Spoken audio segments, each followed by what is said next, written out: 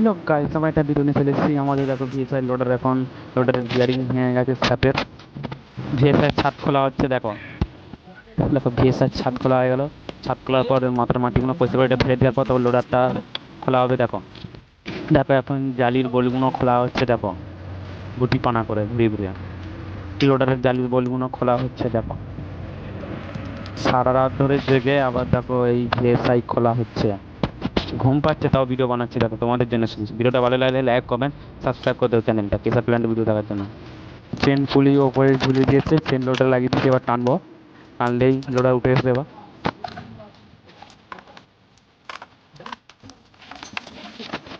দেখো চাগিয়ে সরিয়ে দেওয়া হয়েছে লোডার।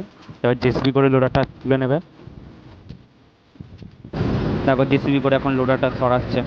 চেন বেঁধে দেখো সরি লাভিয়ে দিচ্ছে, তারপর উপরে কাজ হবে আরও। হাউজিংয়ের এখন মাটিগুলো পরিষ্কার করছে। তারপর হাউজিংয়ের বোল্টগুলো খোলা হবে। এদিকে জ্যাক করা হয়েছে, প্রেসার প্লেট উঠছে না বলে বলতে করে পানা করে টাইট করে তোলা হবে প্রেসারটা।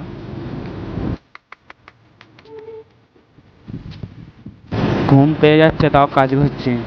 প্রেসার প্ল্যান্টে কেউ আসবে না, গাঁড় ফেটে যাবে, কিন্তু ঘর আর যেতে পারবে না।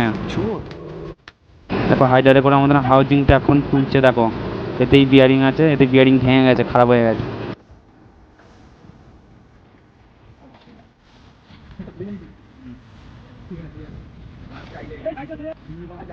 দেখো আমাদের মনের মতন সব ছেলেপুলেরা বসে আছে।